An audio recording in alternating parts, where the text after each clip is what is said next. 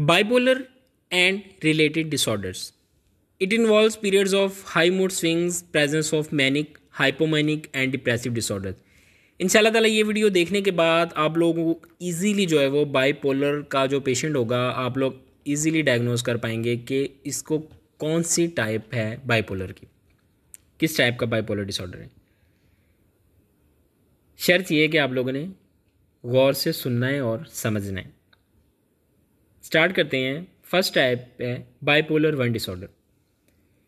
Severe mental health condition, emotional lows, depression या emotional highs, mania, इसमें extreme condition पैदा हो जाती है। Manic episode at least last 7 days और depressive episode at least last 2 weeks होंगे तो फिर हम इसको बाइपोलर 1 डिसऑर्डर का नाम देंगे। मैनिक सिम्टम्स क्या हैं? एलिवेटेड एनर्जी है, इरिटेबिलिटी है, increase energy, activity level, decrease sleep, feeling restlessness, rested after 3 hours. 3 घंटे बंदा सो ले उसके बाद उसको ऐसा लगता है कि उसकी नींद पूरी हो गई है। रिस्की बिहेवियर्स हैं, अनसेफ ड्राइविंग है, रैपिड स्पीच है। एक शख्स है एक वीक से बहुत ज़्यादा जो है वो एक्टिव महसूस कर रहा है ख़ुद को, नींद भी बहुत कम आ रही है, ओवरली कॉन्फिडेंट है, पैसों का इस्तेमाल बहुत ज़्यादा कर रहा है, ज़ाया कर रहा है बहुत ज़्यादा पैसे। ये कंडीशन जो है बाइपोलर 1 को ज़ाहिर करती है।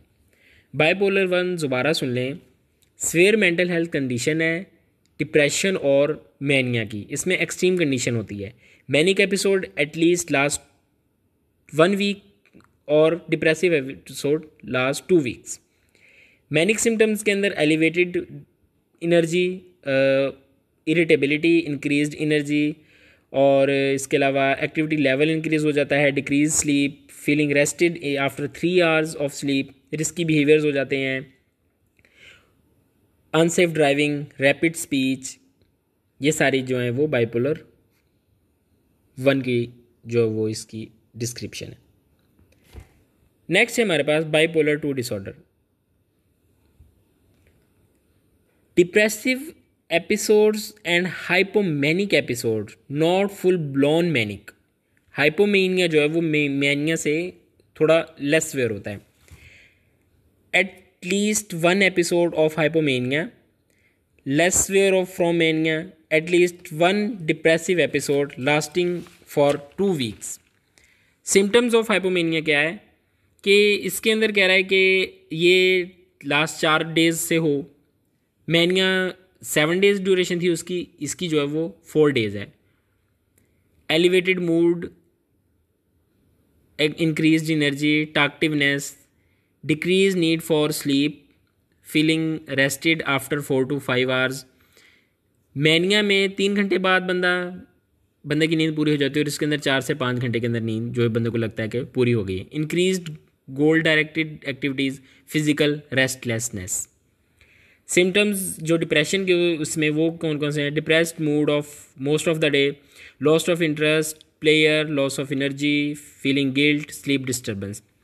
दोबारा बता रहा हूँ, मैनिया 7 डेज और हाइपोमेनिया जो है वो 4 डेज ड्यूरेशन हो। इसके अंदर 7 डेज मैनिया होता है बाइपोलर 1 और हाइपोमेनिया 4 डेज होता है। इसको बाइपोलर 2 का नाम देंगे। इस तरीके से हम इसको इजीली डायग्नोज कर पाएंगे।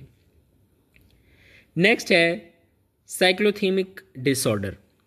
क्रोनिक डिसऑर्डर है ये, जिस तरह लास्ट डिप्रेशन के केस में हमने पढ़ा था, परसिस्टेंट डिप्रेसिव डिसऑर्डर के अंदर वो भी क्रोनिक थी, वो काफ़ी 2 साल के लिए थी। इसकी भी सेम वही ड्यूरेशन है, 2 years, 1 year in children and adolescent. Cyclothymic disorder के अंदर इसमें भी हाइपोमेनिया और डिप्रेसिव सिम्टम्स होते हैं। इसमें इंसान की डेली फंक्शनिंग पर बहुत ज़्यादा असर तो नहीं होता, लेकिन ये सिम्टम्स वाज़ेह नज़र आते हैं। ड्यूरेशन बढ़ गया है, हाइपोमेनिया के सिम्टम्स ही हैं लेकिन थोड़े कुछ कम होंगे, स्वेरिटी कम होगी। आगे वही आ गया सब्सटेंस एंड मेडिकेशन जो हमने लास्ट वीडियो में डिस्कस किया था। Bipolar and related disorder due to another medical condition and other specified bipolar और related disorder and unspecified bipolar and related disorder. Substance abuse में सेम बाकी डिसऑर्डर्स की तरह के डायरेक्ट ड्रग के इस्तेमाल की वजह से बाइपोलर डिसऑर्डर कॉज होता है। बाइपोलर के सिम्टम्स आते हैं ड्रग लेने के दौरान या ड्रग लेने के फ़ौरन बाद। बाकी सिम्टम्स सारे वही इसके अंदर है जो हम पहले डिस्कस कर चुके. Bipolar and related disorder due to another medical condition caused by illness medical condition like thyroid disorder cause symptoms of bipolar 1 or 2. Other specified and unspecified has symptoms of bipolar disorder but not need full criteria. Symptoms of mania hypomania और depression ये तमाम symptoms आ रहे हैं लेकिन fully जो है वो identify नहीं हो रहा. फ़र्ज़ करें हो सकता है एक दिन ऐसा हुआ हो बंदे के साथ, ठीक है, उसके बाद वो नॉर्मल हो गया हो, या फिर जो है उसके स्वेरिटी ही बहुत लो हो उसकी, ठीक है, तो हम जो है फिर अनस्पेसिफाइड या अदर स्पेसिफाइड का नाम देंगे.